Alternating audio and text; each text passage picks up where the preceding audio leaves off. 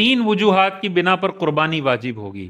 پہلا ہے منت، اگر کوئی کہتا ہے میرا بچہ ٹھیک ہو گیا تو اللہ کی رضا کے لیے ایک بکرا قربان کروں گا، جیسے بچہ تندرست ہوگا ایک بکرے کی قربانی اس پر کیا ہو جائے گی؟ واجب۔ تو ایک قربانی واجب ہوتی ہے منت کی وجہ سے۔ دوسری قربانی واجب ہوتی ہے کوئی شرعی فقیر ہو اور قربانی کی نیت سے جانور خرید لے۔ کوئی شرعی فقیر ہو جس پہ قربانی شریعت نے لازم نہیں کی، لیکن وہ از خود قربانی کی نیت سے ایک جانور خرید لے تو اب اس کی قربانی اس پر لازم ہو جائے گی۔ وہ یہ نہیں کہہ سکتا کہ میں تو بہت غریب ہوں، یہ میں نے کہاں 25,000 کا بکرا لے لیا بیچ دیتا ہوں، اب بیچ نہیں سکتا۔ جس شرعی فقیر نے جس پر قربانی لازم نہیں ہے قربانی کی نیت سے جانور لے لیا، اب یہ قربان کرنا لازم ہے، اب ضرورت پڑ بھی جائے تو اس کو بیچ کے پیسے اپنی ضرورت میں استعمال نہیں کر سکتا۔ جب شریعت نے لازم نہیں کیا تھا تو تم نے کیوں خریدا؟ اب خرید لیا تو یہ قربانی کے لیے متعین ہو گیا، اب اس کو قربان کرنا پڑے گا۔ اور تیسرا ہے سنت ابراہیمی کے طور پر شرائط کے ساتھ۔ تیسری وہ قربانی ہے جو صاحب استطاعت پر ہم پر جیسے قربانی واجب ہوتی ہے، اس کی شرائط ہیں وہ ابھی ہم دیکھ لیتے ہیں۔ اب یہ جو ہے یہ تو آپ کو پتہ چل گیا، غریب امیر جو بھی منت مانے گا اس پہ قربانی واجب ہے، غریب شرعی فقیر نے قربانی کی نیت سے جانور خرید لیا، اس جانور کی قربانی واجب ہے۔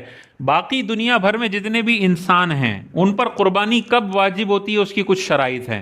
پہلی ہے عاقل ہونا، پاگل مجنون کے پاس اربوں روپے کی جائیداد ہو اس پر قربانی نہیں ہے۔ تو گھر میں 4 بیٹے ہیں، ایک پاگل ہے، 3 صحیح ہیں، تو پاگل کے پاس جتنے پیسے ہوں اس کی طرف سے قربانی بھی نہیں ہے، اس کی طرف سے زکوٰۃ بھی نہیں ہے۔ تو عاقل ہونا ضروری ہے۔ دوسرا ہے بالغ ہونا، نابالغ کے پاس کروڑوں روپے پڑے ہوئے ہوں، جب تک بالغ نہیں ہوگا اس پر قربانی واجب نہیں ہے۔ اور بلوغت کی عمر عورتوں میں اور مردوں میں الگ ہے۔ عورت کب بالغ ہوتی ہے؟ 9 سے 15 سال میں جب بھی مخصوص ایام آئیں گے وہ بالغ ہو جائیں گی۔ جیسے ناپاکی کے ایام پہلی دفعہ آئیں گے یہ عورت بالغ سمجھی جائے گی۔ تو 9 سال کی عمر میں مخصوص ایام آ گئے تو 9 سال میں اس پر نماز بھی فرض ہو گئی، روزے بھی فرض ہو گئے، مالدار ہے تو 1 سال گزرنے پر زکوٰۃ بھی فرض ہو گئی، اور قربانی کے دن آ گئے تو پھر اس پر قربانی بھی واجب ہے۔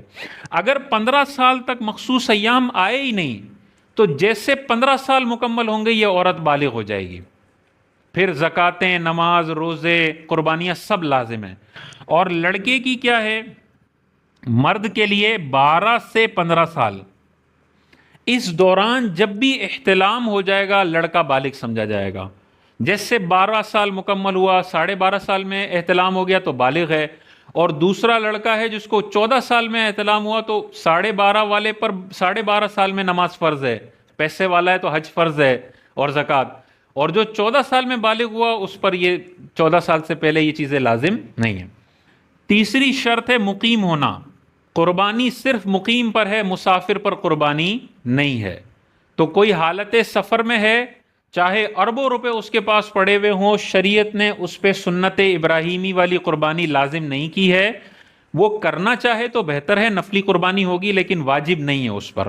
اب مقیم ہونے کا کیا مطلب ہے؟ مسافر کون ہوتا ہے ہم پہلے پڑھ چکے ہیں لیکن ہم اس کو تھوڑا سا دوبارہ دیکھ لیتے ہیں۔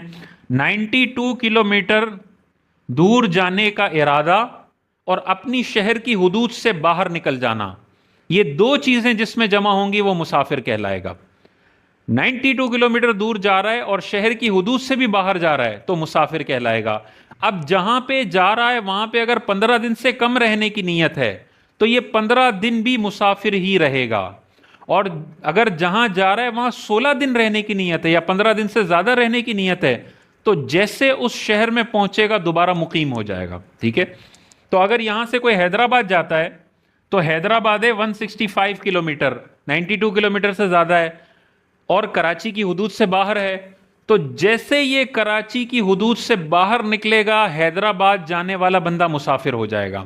اب جیسے حیدرآباد پہنچے گا تو اس کی 2 صورتیں ہوں گی، یا 15 دن اس سے زیادہ رہنے کا ارادہ ہے یا 15 دن سے کم رہنے کا ارادہ ہے۔ اگر 15 دن سے کم رہنے کا ارادہ ہے تو حیدرآباد کے پورے 15 دنوں میں یہ مسافر ہے، نمازیں بھی قصر کرے گا، اور انہی 15 دنوں میں 10، 11، 12 ذی الحجہ آ گئی، اس پر قربانی واجب نہیں ہے کیونکہ مسافر ہے۔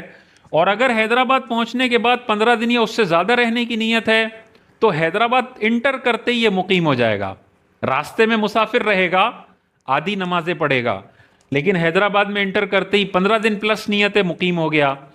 اب اگر 9 10 11 12 ذی الحجہ مقیم ہونے کی حالت میں آئیں، نمازیں بھی پوری پڑھے گا اور قربانی بھی اس کو کرنی ہوگی. لیکن اسلام آباد والا راول پنڈی جا رہا ہے، اس کا وطن اصلی اسلام آباد ہے، رہتا اسلام آباد میں، پرماننٹ رہائش اسلام آباد میں، اور کام کے سلسلے میں راول پنڈی جا رہا ہے.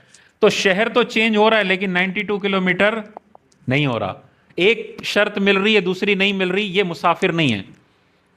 تو اس اعتبار سے دیکھنا ہوگا. لیکن کوئی کراچی سے اسلام آباد جا رہا ہے اور 10 دن اسلام آباد میں رہنے کا ارادہ ہے، 5 دن راول پنڈی میں رہنے کا ارادہ ہے، تو اسلام آباد میں بھی مسافر ہوگا اور راول پنڈی میں بھی مسافر ہوگا، کیونکہ ایک جگہ پہ اس کا 15 دن رہنے کا ارادہ، 2 الگ الگ شہروں میں اس کو 15 دن ملا کے رہنا ہے. ایک شہر میں تو یہ 10 دن 15 دن سے کم رہ رہا ہے، تو یہ اس طرح ہوگا. تو اگر آپ 3 دن حیدرآباد میں گزار دیتے ہیں اور حیدرآباد میں کوئی آپ کا آبائی گھر نہیں ہے، وطن اصلی نہیں ہے، ٹیمپریری آپ وہاں گئے ہوئے ہیں، تو آپ پہ قربانی واجب نہیں ہے. اور چوتھی شرط ہے مالک نصاب ہونا. قربانی مالک نصاب پر ہے، جو صاحب استطاعت ہو اس پر قربانی ہے، مالک نصاب نہیں ہے تو قربانی نہیں ہے.